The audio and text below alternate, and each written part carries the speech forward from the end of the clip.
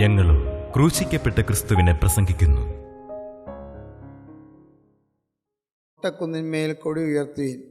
ഈ ഒരു ചെറിയ വാക്യത്തെ ആസ്പദമാക്കി കുറേയേറെ കാര്യങ്ങൾ നാം ചിന്തിക്കുകയുണ്ടായി. ജയത്തിൻ്റെ കൊടി, സ്നേഹത്തിൻ്റെ കൊടി, സത്യത്തിൻ്റെ കൊടി, ഇങ്ങനെ അനേകം കൊടികളെക്കുറിച്ച് നാം വേദപുസ്തകത്തിൽ ചിന്തിക്കുകയുണ്ടായി. കൊടി ഉയർത്തുക എന്ന് പറയുന്നത് ജയത്തിൻ്റെ അടയാളമാണ്. കൊടി ഉയർത്തുക, ജയിക്കുമ്പോഴാണ് കൊടി ഉയർത്തുക.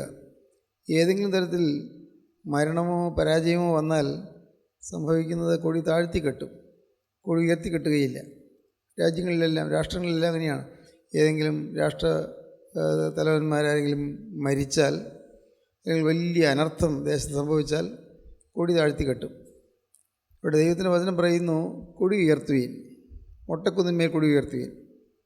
മൊട്ടക്കുന്നാണ്, ആരും തിരിഞ്ഞു നോക്കാത്ത കുന്നാണ്. അവിടെ ഒരു ചെറിയ ചെടിയുടെ നാമ്പ് പോലും കാണാനില്ല, വെറും മൊട്ടക്കുന്ന്.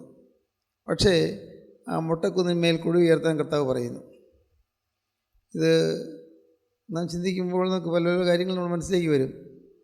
കൊടി ഉയർത്താൻ, പരീക്ഷയ്ക്ക് പഠിക്കുന്നൊരു കുട്ടി, പക്ഷേ പരീക്ഷ പാസ്സായില്ല, കൊടി താണുപോയി. എന്നാൽ അവിടെ കൊടി ഉയർത്താൻ കർത്താവ് പറയുന്നു, കൊടി ഉയർത്താം. ഈ ഓരോ പരാജയവും വിജയത്തിൻ്റെ ചവിട്ടുപടിയായിട്ട് കണ്ടാൽ മാത്രം മതി. ഒരിക്കലും നിരാശപ്പെടേണ്ട ആവശ്യമില്ല. പരീക്ഷയ്ക്ക് പഠിച്ചു, കഠിനാധ്വാനം ചെയ്തു, ആത്മാർത്ഥമായിട്ട് പഠിച്ചു, പക്ഷേ വിജയിക്കാൻ പറ്റിയില്ല. നിരാശ വരേണ്ട കാര്യമില്ല. ഇംഗ്ലീഷിൽ പറയുമല്ലോ, ഈ failures are the stepping stones to success. Failures, പരാജയങ്ങൾ വിജയത്തിലേക്കുള്ള ചവിട്ടുപടികളാണ്. Failures are the stepping stones to success. വിജയത്തിലേക്കുള്ള ചവിട്ടുപടികളാണ്. അങ്ങനെ വേണം നാം ഓരോ പരാജയത്തെയും കാണാൻ. ഒരിക്കലും നാം തളരരുത്, കൊടി ഉയർത്താം. പരാജയപ്പെട്ടവരാണ് നമ്മൾ പലരും പല പല കാര്യങ്ങളിൽ. ചിലപ്പോൾ ഒരു വിവാഹം നടന്നു, ഒരു കുഞ്ഞിനെ കാണാൻ ഇതുവരെയും സാധിച്ചിട്ടില്ല. ഒരു ഓമനക്കുഞ്ഞിനെ പോറ്റാനും വളർത്താനും വാത്സല്യിക്കാനും ഒന്നും ഇതുവരെ സാധിച്ചിട്ടില്ല. തീർച്ചയായിട്ടും വേദനയാണ്, അതൊരു ഭാരമുള്ള കാര്യമാണ്. പക്ഷേ കർത്താവ് പറയുന്നു, പല പ്രാവശ്യം നിങ്ങൾ പല ചികിത്സകൾ ചെയ്തിട്ട് സാധിക്കുന്നില്ലെങ്കിലും ഇപ്പോൾ നിങ്ങൾ കൊടി ഉയർത്തുകയും, മൊട്ടക്കുന്നിന്മേൽ കൊടി ഉയർത്തുകയും. ഇത് പ്രാർത്ഥിച്ച് വിശ്വാസത്താലാണ് കൊടി ഉയർത്തുന്നത്. വിശ്വാസത്തോടെ എൻ്റെ ദൈവം എനിക്കത് കാര്യം സാധിപ്പിച്ചു തരും. ഇതാണ് വിശ്വാസം. എനിക്ക് സാധ്യമല്ല, എന്നെക്കൊണ്ട് അസാധ്യമാണ്, പക്ഷേ സ്വർഗത്തിലെ ദൈവം എനിക്ക് കാര്യം സാധിപ്പിക്കും. ദൈവം എനിക്ക് വേണ്ടി അത്ഭുതം പ്രവർത്തിക്കും. ദൈവം എനിക്ക് വേണ്ടി വീര്യം പ്രവർത്തിക്കും. അത് വാസ്തവത്തിൽ വലിയൊരു ഭാഗ്യമാണ്. നിരാശ വരില്ല, ഇൻഫീരിയോറിറ്റി ഫീലിംഗ് വരില്ല, ഈ അപകർഷതാബോധം വരില്ല. അപകർഷതാബോധം വരരുത്. എപ്പോഴും നമ്മൾ ശ്രദ്ധിക്കണം, കൊടി ഉയർത്താം, കൊടി ഉയർന്നു തന്നെ നിൽക്കണം. എങ്ങനെയാണ് കൊടി ഉയർത്താൻ സാധിക്കുക?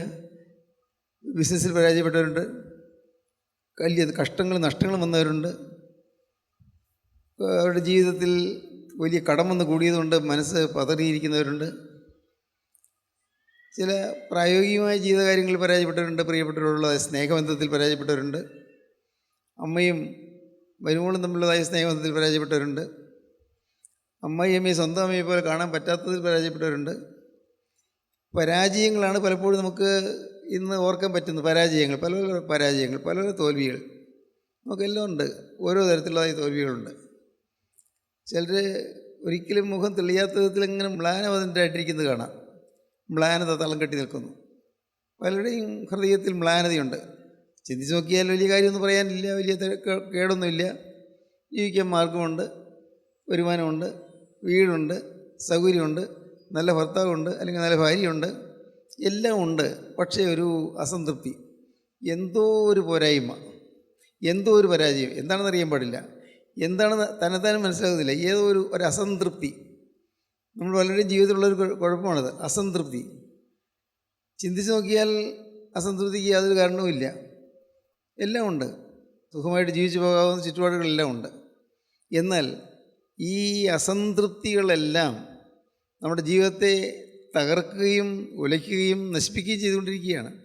നമ്മൾ മനോവീര്യം കെടുത്തുന്നു, നമ്മുടെ ഉത്സാഹം കെടുത്തുന്നു, നമ്മുടെ പ്രാർത്ഥനാ ജീവിതത്തിൽ കേടുവരുത്തുന്നു. ഒരു മുന്നേറ്റം കിട്ടുന്നില്ല, മുന്നോട്ട് ഒരായം കിട്ടുന്നില്ല. ഇല്ല, അങ്ങനെയല്ലേ? പലർക്കും അങ്ങനെയാണല്ലോ. മുന്നോട്ട് പോകാൻ പറ്റുന്നില്ല. എന്തൊക്കെയോ ചില തടസ്സങ്ങൾ, എന്താണെന്നറിയാനും വയ്യ. എന്തൊക്കെയോ ചില തടസ്സങ്ങൾ, ആകെ ഒരു അസ്വസ്ഥതയാണ്, മനസ്സിനാകെ ഒരു അസ്വസ്ഥത. അങ്ങനെയല്ലേ പലരും? മനസ്സിന് ഇന്നതെന്ന് പക്ഷേ വിവേചിച്ചറിയാൻ പറ്റാത്ത വിധത്തിൽ ചില അസ്വസ്ഥതകൾ നമ്മെ പലരെയും വലയം ചെയ്യുന്നു. ഈ അസ്വസ്ഥതകളെല്ലാം ഇതെല്ലാം മൊട്ടക്കുന്നിൻ്റെ അനുഭവമാണ്. എന്നാൽ അവിടെയെല്ലാം കൊടി ഉയർത്താമെന്നാണ് കർത്താവ് പറയുന്നത്. സ്നേഹത്തിൻ്റെ കൊടി ഉയർത്താം. സ്നേഹം എല്ലാറ്റിനെയും മൂടും. നമ്മുടെ ജീവിതത്തിൽ ഈ സ്നേഹം ഉണ്ടെങ്കിൽ എല്ലാത്തിനും പരിഹാരമുണ്ട്. എന്തെങ്കിലും ഇത്തിരി പൈസയ്ക്ക് കുറവുണ്ടായാലും, അല്ല ആഹാരം അത്ര തന്നെ രുചികരമായി ഇല്ല എങ്കിൽ പോലും, പല രീതിയിലുള്ള പ്രയാസങ്ങൾ ഉണ്ടെന്നിരിക്കട്ടെ, എന്നാൽ പോലും സ്നേഹമുണ്ടെങ്കിൽ പരിഹാരമുണ്ട്. ഒരു ഉദാഹരണം പറയാം. നമ്മുടെ മോൻ അല്ലെങ്കിൽ മോള് പരീക്ഷയ്ക്ക് പഠിക്കുന്നു. അവൾ കൊച്ചുകുട്ടിയാണ്. അവൾ പഠിച്ചു, നന്നായിട്ട് പഠിച്ചു. പക്ഷേ പരീക്ഷയിൽ ഉദ്ദേശിച്ച മാർക്ക് കിട്ടിയില്ല. മനസ്സ് പതറിയാണ് പാവം കുട്ടി വരുന്നത്. മാർക്ക് ഉദ്ദേശിച്ച് കിട്ടിയില്ല. അവൾക്ക് നിരാശയുണ്ട്. പക്ഷേ അപ്പോൾ അപ്പനോ അമ്മയോ അവൾ പറയുകയാണ്, നിന്നെ എന്ത് ചെയ്താലും ശരിയാവില്ല, നീ എന്തായാലും പഠിക്കില്ല, നിനക്ക് ബുദ്ധിയില്ല, നീ കഴുതിയാണ് എന്നൊക്കെ അപ്പനും അമ്മയും പറയുകയോ തല്ലുകയോ ചെയ്താൽ എന്തൊരു നഷ്ടമാണത്. ഒരിക്കലും ചെയ്യരുത്. അവിടെ സ്നേഹത്തിൻ്റെ കൊടി ഉയർത്തണം. സ്നേഹം എവിടെ ആരെല്ലാം പരാജയപ്പെട്ടിരിക്കുന്നുവോ, ഒരു ദൈവതൈതൽ ചെയ്യേണ്ടത് അവിടെ സ്നേഹത്തിൻ്റെ കൊടി ഉയർത്തുക എന്നുള്ളതാണ്. സ്നേഹത്തിൽ എല്ലാം ശരിയാകും. സ്നേഹം നമ്മുടെ കുടുംബജീവിതം അഭിവൃദ്ധിപ്പെടാനും അതുതന്നെയാണ് മാർഗം. കുടുംബത്തിൽ 5 or 6 പേര് അല്ലെങ്കിൽ 4 or 5 പേരുള്ള ഒരു ചെറിയ കൊച്ചു കുടുംബം, ആ കുടുംബത്തിൽ ഐക്യം പുലരണം. ഐക്യം, സ്നേഹം, ഒരു മനസ്സായിരിക്കണം. പരസ്പരമുള്ളൊരു വിശ്വാസം വേണം, പരസ്പരമുള്ള സ്നേഹം വേണം. സ്നേഹത്തിൻ്റെ കൊടി ഉയർത്തണം. അവൻ എന്നെ വീഞ്ഞു വീട്ടിലേക്ക് കൂട്ടിക്കൊണ്ട് വന്നു. അവൻ എൻ്റെ മീത് പിടിച്ചിരുന്ന കൊടി സ്നേഹമായിരുന്നു. സ്നേഹത്തിൻ്റെ കൊടിയാണ് പിടിച്ചിരുന്നത്. ക്രിസ്തു എന്നെ ക്രിസ്തുവിൻ്റെ വിരുദ്ധഭവനത്തിലേക്ക് കൂട്ടിക്കൊണ്ട് വന്നു എന്നാണ് പറയുന്നത്. നമുക്ക് ഇതുകൊണ്ട് പുസ്തകത്തിൽ നമുക്ക് വായിക്കുന്നുണ്ട്. വായിച്ച ഭാഗം വായിക്കാം. വീഞ്ഞു വീട്ടിലേക്ക് കൂട്ടിക്കൊണ്ടുവന്നു, എന്നെ സ്നേഹത്തിൻ്റെ കൊടി പിടിച്ചാണ് കൊണ്ടുവന്നത്. അവൻ എന്നെ വീഞ്ഞു വീട്ടിലേക്ക് കൂട്ടിക്കൊണ്ടു ചെന്നു.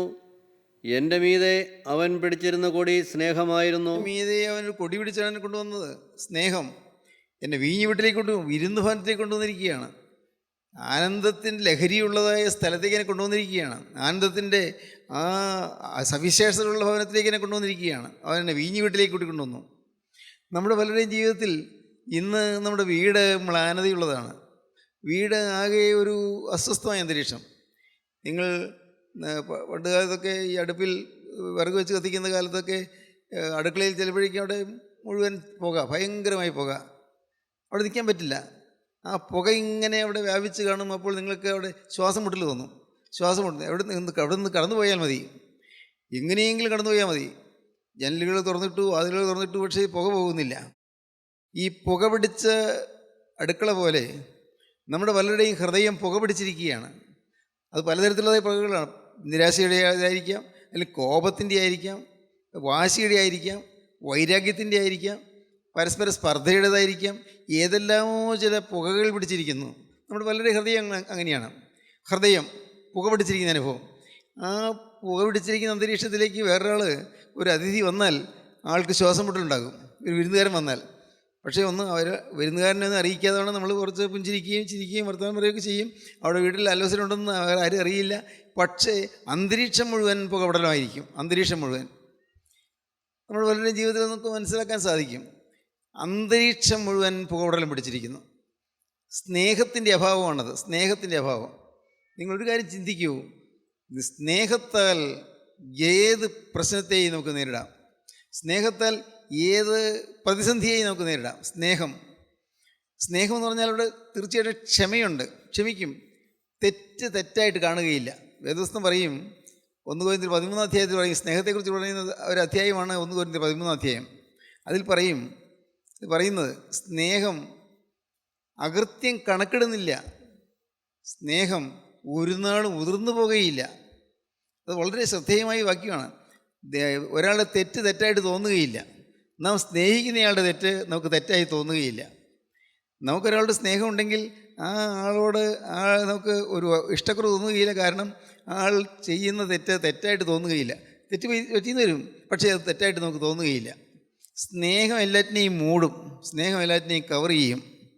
സ്നേഹം എല്ലാറ്റിനെയും മുഴുവനായി ആച്ഛാദനം ചെയ്തു തരും, എല്ലാം മൂടി പൊതിഞ്ഞു തരും. സ്നേഹത്താൽ നമ്മുടെ ജീവിതം അനുഗ്രഹീതമായി തീരണം. നമ്മുടെ പലരുടെയും ജീവിതത്തിൽ അതില്ല. പല വീടുകളിലും ഇന്ന് പൊട്ടലും ചീറ്റലും എല്ലാം ഉണ്ടാകുന്നു. പല വീടുകളിലും എന്താണ്, ഭാര്യ പറയുന്നത് ഭർത്താവിനെ ഇഷ്ടപ്പെടുന്നില്ല. വേണ്ടാതിനൊന്നുമല്ല പറഞ്ഞത്, അദ്ദേഹം അതങ്ങ് സ്വീകരിച്ചാൽ മതിയായിരുന്നു. അല്ല, ഭർത്താവ് എന്തെങ്കിലും ഒരു കാര്യം ചെയ്താൽ അത് ഭാര്യയ്ക്ക് ഇഷ്ടപ്പെടുന്നില്ല, എന്നോട് ചോദിച്ചില്ല, എൻ്റെ അഭിപ്രായം ആരാഞ്ഞില്ല. ഇങ്ങനെയെല്ലാമുള്ള വളരെ നിസ്സാര കാര്യങ്ങൾക്ക് വേണ്ടി അഭിപ്രായ വ്യത്യാസങ്ങൾ ഉണ്ടാകുന്നു. ഈ അഭിപ്രായ വ്യത്യാസത്തിൻ്റെ ആവശ്യമില്ല. സ്നേഹം ഉണ്ടെങ്കിൽ എല്ലാം മാറും. ദൈവത്തിന് സ്തോത്രം. 13 അധ്യായം നോക്കി, 1 കൊരിന്ത്യർ 13 അധ്യായം. ഞാൻ മനുഷ്യരുടെയും ദൂതന്മാരുടെയും ഭാഷകളിൽ സംസാരിച്ചാലും എനിക്ക് സ്നേഹമില്ല എങ്കിൽ ഞാൻ മുഴുങ്ങുന്ന ചെമ്പോ ചിലമ്പുന്ന കൈത്താളമോ അത്രേ. ഈ വലിയ ആത്മീയ നിലവരം കൊണ്ട് പ്രസംഗിക്കാൻ അറിയാം, പ്രവചനം വരവുണ്ട്, അന്യഭാഷയുണ്ട്, ദൂതന്മാരുടെ ഭാഷ എനിക്കറിയാം. ഇതെല്ലാം ഉണ്ടെങ്കിലും ഒരു പ്രയോജനമില്ല. സ്നേഹമില്ലെങ്കിൽ മുഴങ്ങുന്ന ചെമ്പോ ചിലമ്പുന്ന കൈത്താളമോ അത്രേ. സ്നേഹമില്ലെങ്കിൽ ഇതെല്ലാം വെറുതെയാണ്. അന്യഭാഷയിൽ പ്രാർത്ഥിക്കും, അന്യഭാഷയിൽ പാട്ട് പാടും, സ്വർഗീയ ഭാഷയിൽ പാട്ട് പാടും, സ്വർഗീയ ദൂതന്മാരുടെ ഭാഷയിൽ പാട്ട് പാടും. ഇതെല്ലാം ഉണ്ട്. അതെല്ലാം ദൈവം തരുന്ന കൃപയാണ് താനും. പക്ഷേ സ്നേഹമില്ലെങ്കിൽ ഒരു പ്രയോജനവുമില്ല. അടുത്തത്, എനിക്ക് പ്രവചനവരമുണ്ടായിട്ട് സകല മർമ്മങ്ങളും സകല ജ്ഞാനവും ഗ്രഹിച്ചാലും മലകളെ നീക്കുവാൻ തക്ക വിശ്വാസമുണ്ടായാലും സ്നേഹമില്ല എങ്കിൽ ഞാൻ ഏതുമില്ല. സ്നേഹമില്ല എങ്കിൽ ഞാൻ ഏതുമില്ല. എനിക്കുള്ളതെല്ലാം അന്നദാനം ചെയ്താലും, എൻ്റെ ശരീരം ചുടുവാനെ ഏൽപ്പിച്ചാലും, എനിക്കുള്ളതെല്ലാം അന്നദാനം ചെയ്യുന്നു. ഞാൻ സാധുക്കളെ സഹായിക്കുന്നു, പല അനുഗുണ പ്രവൃത്തികൾ ചെയ്യുന്നു. അതെല്ലാം സ്നേഹമാണെന്നാണ് ഞാൻ ധരിച്ചത്. പക്ഷേ ഇല്ല, ഹൃദയത്തിൽ സ്നേഹമല്ല. മനുഷ്യരുടെ പ്രീതിക്ക് വേണ്ടിയാണത്. മനുഷ്യ മുമ്പിൽ വിളങ്ങുന്നതിന് വേണ്ടിയാണ്. മനുഷ്യ മുമ്പിൽ ഞാൻ ആദരിക്കപ്പെടുന്നതിന് വേണ്ടിയാണ്. മനുഷ്യന് മുമ്പിൽ എനിക്ക് റെക്കഗ്നീഷൻ കിട്ടാൻ വേണ്ടിയാണ്. അതുകൊണ്ട് എനിക്ക് എന്തെല്ലാം ഉണ്ടെന്ന് പറഞ്ഞാലും, പ്രവചനം ഉണ്ടായാലോ പ്രവചനം പറയും. പക്ഷേ സ്നേഹമില്ലെങ്കിൽ ഒരു പ്രയോജനമില്ല. പ്രവചനം പറയുന്നത് ശരിയായിരിക്കും താനും, പക്ഷേ പ്രവചനം വരെ ഉണ്ടെങ്കിൽ പോലും സ്നേഹമില്ലെങ്കിൽ എനിക്ക് ഒരു പ്രയോജനമില്ല. പക്ഷേ രോഗമുണ്ടെന്നിരിക്കട്ടെ, ശരീരത്തിൽ രോഗമുണ്ട്, പലപ്പോഴും അസഹ്യമായ വേദനയാണ്, ശ്വാസം മുട്ടലായിരിക്കും, ചിലപ്പോൾ ആസ്മ എന്ന് പറയുന്നത് പോലെ ആസ്മയായിരിക്കും, വലിവിൻ്റെ അസുഖമായിരിക്കും, ശ്വാസം കിട്ടാൻ വിഷമിക്കുകയായിരിക്കും, ഓക്സിജൻ കിട്ടാൻ വിഷമിച്ചിങ്ങനെ പാവം വലിക്കുകയായിരിക്കും. പക്ഷേ അപ്പോഴും ഉള്ളിലൊരു ശാന്തത ഉണ്ടായിരിക്കും. സ്നേഹം ആ യേശുക്രിസ്തുവിൻ്റെ സ്നേഹം നമ്മുടെ ഹൃദയത്തിൽ എപ്പോഴും വളർന്നുകൊണ്ടിരിക്കണം, എപ്പോഴും ജ്വലിച്ചു കൊണ്ടിരിക്കണം. സ്നേഹം കത്തിക്കൊണ്ടിരിക്കണം, സ്നേഹത്തിൻ്റെ തീ കത്തിക്കൊണ്ടിരിക്കണം. സ്നേഹം നമ്മുടെ ഹൃദയത്തിൽ സ്നേഹം ഉണ്ടെങ്കിൽ നമുക്ക് ഏത് പ്രശ്നത്തെയും നമുക്ക് നേരിടാൻ സാധിക്കും. എന്തെല്ലാം പോരായ്മയുണ്ടെങ്കിലും, ഏതെല്ലാം തരത്തിൽ നമുക്ക് ചില കുറവുകളുണ്ടെങ്കിലും, നമുക്ക് ഏതെല്ലാം ചില കാര്യങ്ങളിൽ നമുക്ക് ഇല്ലായ്മകളുണ്ടെങ്കിലും പേടിക്കണ്ട. സ്നേഹമുണ്ടെങ്കിൽ എല്ലാറ്റിനും പരിഹാരമായി. ദൈവത്തിന് സ്തോത്രം. എല്ലാം പൊറുക്കുന്നു, എല്ലാം സഹിക്കുന്നു, എല്ലാം വിശ്വസിക്കുന്നു. സ്നേഹം ചേർക്കുന്നില്ല, അയോഗ്യമായി നടക്കുന്നില്ല, സ്വാർത്ഥം അന്വേഷിക്കുന്നില്ല, സ്വന്തം കാര്യം മാത്രം നോക്കുകയില്ല. സ്നേഹം മറ്റുള്ളവരെല്ലാം ശ്രേഷ്ഠരായിട്ട് എണ്ണും. ആരെക്കുറിച്ചും നമുക്കൊരു ചീത്ത അഭിപ്രായം ഉണ്ടാവുകയില്ല. ചീത്തയാണോ അല്ലയോ എന്ന് ഞാൻ നോക്കേണ്ട കാര്യമില്ലെന്ന് ഞാൻ നാം ചിന്തിക്കേണ്ടതാണ്. ആരുടെയും സ്വഭാവം നല്ലതാണോ ചീത്തയാണോ നോക്കാൻ എന്നെ പ്രേരിപ്പിച്ചിട്ടില്ല. ഞാൻ അതിൻ്റെ വിഷയമല്ല. ഞാൻ സ്നേഹിക്കുക മാത്രം ചെയ്യും. ഇതായിരിക്കും നമ്മുടെ കാഴ്ചപ്പാട്. ഞാൻ അവരെ ശ്രേഷ്ഠരായിട്ട് എണ്ണും. ആരെയും ഒരുപക്ഷെ നമ്മുടെ അഭിപ്രായത്തോട് യോജിക്കാത്തവരെ പോലും നാം ശ്രേഷ്ഠരായിട്ട് എണ്ണും. ഇതാണ് ആത്മീയം. ശ്രേഷ്ഠരായിട്ട് എണ്ണണം. നമ്മുടെ അഭിപ്രായത്തോട് യോജിക്കുന്നില്ലായിരിക്കും, ചിലപ്പോൾ നമ്മെ വെറുക്കുന്നവരായിരിക്കും, പക്ഷേ അവരിലും ചില നന്മകൾ കാണുമല്ലോ, അവരെ ശ്രേഷ്ഠരായിട്ട് എണ്ണുന്നു. എപ്പോഴും നിങ്ങൾ ഓർത്തുകൊള്ളൂ, നിങ്ങളൊരു സ്ഥാപനത്തിൽ നിങ്ങൾ ഒരു ജോലി ചെയ്യുന്ന ഒരാളാണെങ്കിൽ ആ സ്ഥാപനത്തിൽ അവിടെയുള്ളവരെ എല്ലാവരെയും നിങ്ങൾ മാനിക്കുകയും ആദരിക്കുകയും ചെയ്യണം. അവിടെയുള്ളവരെ എല്ലാവരെയും ശ്രേഷ്ഠരായിട്ട് എണ്ണണം, എല്ലാവരെയും ആദരിക്കണം, എല്ലാവരെയും നമ്മേക്കാൾ ഭേദപ്പെട്ടവരായിട്ട് കാണണം, നമ്മേക്കാൾ നല്ലവരായിട്ട് കാണണം. അവരുടെ തെറ്റൊന്നും നാം കാണരുത്. എപ്പോഴും ഈ ഒരു പ്രമാണം നിങ്ങളുടെ മനസ്സിലുണ്ടായിരിക്കണം. ഞാൻ മറ്റുള്ളവരുടെ തെറ്റ് കാണുകയില്ല, എൻ്റെ തെറ്റ് മാത്രം ഞാൻ കാണും. മറ്റുള്ളവരുടെ തെറ്റ് ഞാൻ കാണുകയില്ല, എൻ്റെ തെറ്റ് മാത്രം ഞാൻ കാണും. എൻ്റെ നന്മയൊന്നും കാണുകയില്ല, മറ്റുള്ളവരുടെ നന്മ ഞാൻ കാണും. നിങ്ങൾക്ക് മനസ്സിലായോ? ഇതാണ് ജീവിതത്തിൽ ജയം കിട്ടാനുള്ള മാർഗം. മറ്റുള്ളവരുടെ തെറ്റ് ഞാൻ കാണുകയില്ല, ഞാൻ നോക്കുകയില്ല, ഞാൻ അന്വേഷിക്കുകയില്ല. എൻ്റെ തെറ്റ് എന്തെങ്കിലും ഉണ്ടോ അത് ഞാൻ അന്വേഷിക്കും. അതെനിക്ക് പ്രധാന വിഷയമായിരിക്കും. വേറൊന്ന്, മറ്റുള്ളവരുടെ നന്മ ഞാൻ കാണുകയും ആദരിക്കുകയും ചെയ്യും, അഭിനന്ദിക്കും. പക്ഷേ എൻ്റെ നന്മ എന്തെങ്കിലും ഉണ്ടോ ഞാനത് ഒട്ടും എനിക്ക് അതിൽ പ്രീതിപ്പെടാനില്ല, എനിക്ക് അഹങ്കരിക്കാനില്ല, അതിൽ പുകഴാനുമില്ല, പ്രശംസിക്കാനുമില്ല. എൻ്റെ നന്മ അതെനിക്ക് ചിന്താവിഷയമല്ല. മറ്റുള്ളവരുടെ നന്മയാണ് ഞാൻ കാണുന്നത്. എൻ്റെ തിന്മ ഞാൻ കാണണം, മറ്റുള്ളവരുടെ തിന്മ ഞാൻ കാണരുത്. ഇതാണ് സ്നേഹം എന്ന് പറയുന്നത്. സ്നേഹം ഇതൊരു കൊടിയാണ്, സ്നേഹത്തിൻ്റെ കൊടി. ഈ കൊടി നമ്മൾ ഉയർത്തിപ്പിടിക്കണം. നമ്മുടെ ജീവിതത്തിൽ എപ്പോഴും ഓർത്തുകൊള്ളണം, നമ്മുടെ കുടുംബജീവിതത്തിൽ ഈ സ്നേഹം പുലരുന്നുണ്ടോ? മാതാപിതാക്കൾ മക്കളോടുള്ള പെരുമാറ്റത്തിൽ ഈ സ്നേഹം ഉൾക്കൊള്ളുന്നുണ്ട്. തീർച്ചയായിട്ടും മാതാപിതാക്കൾക്ക് മക്കളെ സ്നേഹമാണ്, മക്കൾക്ക് മാതാപിതാക്കളെ സ്നേഹമാണ്. അപ്പൻ മോളുടെ കാര്യങ്ങൾ മോൻ്റെ കാര്യങ്ങളെല്ലാം വൃത്തിയായിട്ട് നോക്കും, ശരിയാണ്. എന്നാൽ പോലും മക്കളുടെ ഹൃദയത്തെ മുറിപ്പെടുന്ന രീതിയിൽ മാതാപിതാക്കൾ പെരുമാറരുത്. മക്കളുടെ ഹൃദയത്തെ മുറിപ്പെടുത്തരുത്, അവരെ വേദനിപ്പിക്കരുത്, അവരുടെ തെറ്റുകൾ വീണ്ടും വീണ്ടും പറഞ്ഞ് അവരെ പ്രകോപിപ്പിക്കരുത്. അവരെ സൗമ്യതയിൽ അവരെ ചേർത്തിരുത്തി അവരുടെ കാര്യങ്ങൾ പറഞ്ഞ് മനസ്സിലാക്കി അവർക്ക് വേണ്ടി പ്രാർത്ഥിക്കണം. ഒരു ദൈവവേദന ചെയ്യേണ്ടത് അതാണ്. ദൈവവേദന എപ്പോഴും മക്കളെപ്പോലും സ്നേഹത്തിൽ കൂടി എന്ന് വെച്ചാൽ അവർക്ക് എന്തെങ്കിലും വാങ്ങിച്ചു കൊടുക്കുന്നതല്ല, അവർക്ക് നല്ല ഡ്രസ്സ് വാങ്ങിച്ചു കൊടുക്കുന്നു, അല്ലെങ്കിൽ നല്ല എന്തെങ്കിലും നല്ല കാര്യങ്ങൾ ചെയ്തു കൊടുക്കുന്നു. പക്ഷേ അതല്ല, ഏറ്റവും വലുത് അവരുടെ ബലഹീനതകൾ നാം കണ്ട് അവരെ സ്നേഹിക്കണം. മാതാപിതാക്കൾ മക്കളെ സ്നേഹിക്കണം, മക്കൾ മാതാപിതാക്കളെ സ്നേഹിക്കണം. മാതാപിതാക്കളെയും സ്നേഹം എങ്ങനെയാണ്? ബഹുമാനമാണത്, ആദരവാണ്. അപ്പനൊരു പക്ഷേ കുറവുള്ള ആളായിരിക്കാം, ചിലപ്പോൾ മോൻ്റെ അത്രയും വിദ്യാഭ്യാസം ഇല്ലായിരിക്കും, മോളുടെ അത്രയും കഴിവില്ലായിരിക്കും, അത്രയും വംശമഹിമയോ കുടുംബ കുലീനതയോ ഇല്ലായിരിക്കും. പക്ഷേ ഈ അപ്പൻ്റെയും അമ്മയുടെയും ആ നിലവാരത്തിൽ നിന്നുകൊണ്ട് നാം അവരെ കാണണം, അവരെ നാം ആദരിക്കണം, അവരെ അനുസരിക്കണം, മാതാപിതാക്കളെ അനുസരിക്കണം. ഇതെല്ലാം നമുക്ക് അറിയാവുന്ന കാര്യങ്ങളല്ലേ. മാതാപിതാക്കളെ അനുസരിക്കണം. അമ്മ പ്രായമായി അല്ലെങ്കിൽ അപ്പം പ്രായമായി, അപ്പന് ഇനി കഴിവൊന്നുമില്ല, അപ്പൻ എന്തെങ്കിലും ചോദിച്ചാൽ തന്നെ മിണ്ടാൻ മടി, അതായിരിക്കും. അങ്ങനെ വരരുത്. അപ്പനെ ആദരിക്കണം. നിനക്ക് നന്മയുണ്ടാകുവാനും നീ ഭൂമിയിൽ ദീർഘായുസോടിരിക്കുവാനും നിൻ്റെ അപ്പനെയും അമ്മയെയും ബഹുമാനിക്കുക എന്നത് വാഗ്ദത്തത്തോടുകൂടി ആദ്യ കൽപ്പനയാകുന്നു. ദൈവത്തിൻ്റെ വാഗ്ദത്തമാണ്. നിനക്ക് നന്മയുണ്ടാകുവാനും നീ ഭൂമിയിൽ ദീർഘായുസോടിരിക്കുവാനും നിൻ്റെ അപ്പനെയും അമ്മയെയും ബഹുമാനിക്കുക എന്നത് വാഗ്ദത്തത്തോടുകൂടി ആദ്യ കൽപ്പനയാകുന്നു. സ്നേഹം, ഇതെല്ലാം സ്നേഹത്തിൽ നിന്നാണ് വരുന്നത്. നിങ്ങൾ ഓർത്തുകൊള്ളണം, നിങ്ങളുടെ മാതാപിതാക്കൾ അവർ മരിച്ചു പോയതിനു ശേഷം നിങ്ങൾ ഓർക്കുകയാണ്, കഷ്ടമോ ഞാൻ അപ്പനെ ഒന്നുകൂടെ കാര്യമായിട്ട് നോക്കിക്കൊള്ളായിരുന്നു, അപ്പനോട് ഞാൻ അഹങ്കാരത്തോട് പറയണ്ടായിരുന്നു, അല്ലെങ്കിൽ എൻ്റെ അമ്മയോട് ഞാൻ നീരസപ്പെട്ട് പറയണ്ടായിരുന്നു, സംസാരിക്കണ്ടായിരുന്നു. ഇതൊക്കെ പറഞ്ഞ് ചിന്തിച്ചിട്ട് എന്താ പ്രയോജനം? നാം ഈ ഭൂമിയിൽ ജീവനോടിരിക്കുമ്പോൾ അവരെ മാനിച്ചു കൊള്ളണം. ഈ ഭൂമിയിൽ ജീവിച്ചിരിക്കുമ്പോൾ അവരെ നാം കരുതിക്കൊള്ളണം. അവർക്ക് വേണ്ടി നാം ഏറ്റവും നല്ലത് ചെയ്തു കൊള്ളണം. ഭൂമിയിൽ ജീവനോടിരിക്കുന്ന കാലത്താണ് നാം ഇതെല്ലാം ചെയ്യേണ്ടത്. കടന്നു ചെയ്തതിന് ശേഷം അയ്യോ നഷ്ടപ്പെട്ടു പോയല്ലോ, അപ്പനങ്ങ് മരിച്ചു പോയി, ഇനി എങ്ങനെയാണ് അപ്പനുമായിട്ട് എനിക്ക് ഒരു ലൗകികമാകാൻ പറ്റുന്നത്, അയ്യോ അമ്മ അങ്ങ് മരിച്ചു പോയി, ഇനി ഞാൻ അമ്മയോട് സ്നേഹമായിട്ട് പെരുമാറുന്നത് എങ്ങനെയാണ്, ചിന്തിച്ചിട്ട് പറയാനുമില്ല. അതുകൊണ്ട് ഈ ഭൂമിയിൽ നാം ജീവിക്കുന്ന കാലത്ത് നമുക്ക് നന്മയുണ്ടാകണം, ഭൂമിയിൽ ദീർഘായുസോടിരിക്കണം. അതിന് അപ്പനെയും അമ്മയും ബഹുമാനിക്കുക, മാതാപിതാക്കളെ ബഹുമാനിക്കുക എന്നത് വാഗ്ദത്തോടെ ആദ്യ കൽപ്പനയാകുന്നു. മക്കളെ, നിങ്ങളുടെ മാതാപിതാക്കളെ അനുസരിപ്പീൻ, മാതാപിതാക്കളെ അനുസരിപ്പീൻ. ഒരുപക്ഷെ നമ്മുടെ അത്രയും കഴിവില്ലായിരിക്കും അല്ലേ, ഈ മോൻ്റെ അത്രയും കഴിവ് അപ്പനും അമ്മയ്ക്കും ഇല്ലായിരിക്കും, മോൻ്റെ അത്രയും വിദ്യാഭ്യാസം ഇല്ലായിരിക്കും, മോളുടെ അത്രയും പ്രാപ്തിയില്ലായിരിക്കും. പക്ഷേ അപ്പനാണ്, അമ്മയാണ്. അവരെ ആദരിച്ചു കൊള്ളണം, അവരെ അനുസരിച്ച് കൊള്ളണം, അവർ കീഴടങ്ങി നിന്ന് കൊള്ളണം, അവരെ മാനിച്ചു കൊള്ളണം. ഇല്ലെങ്കിൽ നമുക്ക് നഷ്ടമാണ്, നഷ്ടം നമുക്കാണ്. അപ്പനെയും അമ്മയെ ആദരിച്ചില്ലെങ്കിൽ, അവരെ ബഹുമാനിച്ചില്ലെങ്കിൽ, അവരെ അനുസരിച്ചില്ലെങ്കിൽ നഷ്ടം നമുക്കാണ്. ഇപ്പോഴാണ് നിങ്ങൾ ഓർക്കേണ്ടത്, അയ്യോ അങ്ങനെയാണെങ്കിൽ എൻ്റെ ജീവിതത്തിൽ ഞാൻ പല നഷ്ടങ്ങളും വരുത്തി വെച്ചല്ലോ, ഞാൻ വേണ്ടതുപോലെ ആദരിച്ചില്ലല്ലോ എൻ്റെ അപ്പനെ വേണ്ടതുപോലെ ഞാൻ കരുതിയില്ലല്ലോ. പ്രായമായി കഴിയുമ്പോൾ സ്വാഭാവികമായിട്ടും ഈ നെർവസ് സിസ്റ്റം, നമ്മുടെ നാഡി ഞരമ്പുകളെല്ലാം ബലഹീനമാകും. പ്രായമായി കഴിയുമ്പോൾ നമ്മുടെ ഓർമ്മശക്തികൾ കുറഞ്ഞൊന്നു വരും, ചിലപ്പോൾ ഇത്തിരി അപാകതയൊക്കെ വന്നു വരും, ചില പെരുമാറ്റത്തിലൊക്കെ അപാകത ഉണ്ടായി വരും. വേണ്ടത്ര വിവേകത്തോടെയോ വേണ്ടത്ര പക്വതയോടെയോ ഒന്നും പെരുമാറാൻ പറ്റിയെന്ന് വരില്ല ചിലപ്പോൾ പ്രായമായവർ. അതിൽ നാം അസഹിഷ്ണുത കാണിക്കരുത്, നമുക്ക് പ്രയാസം തന്നരുത്. അത് ഞാനും ഇതുപോലെ പ്രായമാകുമ്പോൾ ഇതിലപ്പുറമായിരിക്കും എന്നോർത്തുകൊള്ളണം. ഈ ഞാനും ഇതേ പ്രായത്തിലെത്തുമ്പോൾ എന്തായിരിക്കും എൻ്റെ സ്ഥിതി, ഇതിനേക്കാൾ കഷ്ടമായിരിക്കും.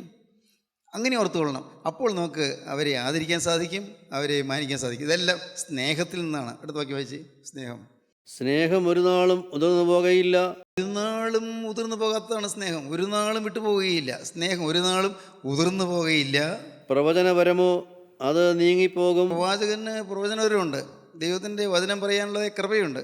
പക്ഷേ പ്രവചനപരമോ അത് നിന്നു പോകും. ഭാഷാപരമോ അത് നിന്നു പോകും. വിവിധ ഭാഷകൾ പറയാനുള്ളതായ ആത്മാവിൻ്റെ ഭാഷയുണ്ട്, സ്വർഗീയ ഭാഷയുണ്ട്, ദൂതന്മാരുടെ ഭാഷയുണ്ട്, അറിയാം. പക്ഷേ അതും നിന്നു പോകും. വലിയ പരിജ്ഞാനമുണ്ട്, പക്ഷേ എത്ര നേരത്തേക്ക് അത് നിന്നു പോകും. ഞാൻ ചിലപ്പോഴൊക്കെ ഓർക്കാറുള്ള കാര്യം പറയാം. ഞാൻ B.Ed പഠിച്ചപ്പോൾ അന്ന് ഞങ്ങളുടെ പ്രിൻസിപ്പൽ ഒരു സുകുമാർ അഴീക്കോട് എന്ന് പറയുന്ന മഹാനായ ഒരു മനുഷ്യനായിരുന്നു. വളരെ അനുഗ്രഹീതനായ ഒരു നല്ല അധ്യാപകനായിരുന്നു സുകുമാർ അഴീക്കോട്. അദ്ദേഹത്തിൻ്റെ ക്ലാസ്സിൽ ഞാൻ ഏറ്റവും മുൻപ് ഉള്ള ബെഞ്ചിലിരിക്കും. എനിക്ക് കാരണം അദ്ദേഹത്തിൻ്റെ ആ വിജ്ഞാനം ഇങ്ങനെ ഒഴുകുന്നത് കാണാനും കേൾക്കാനും വലിയൊരു കൗതുകമായിരുന്നു.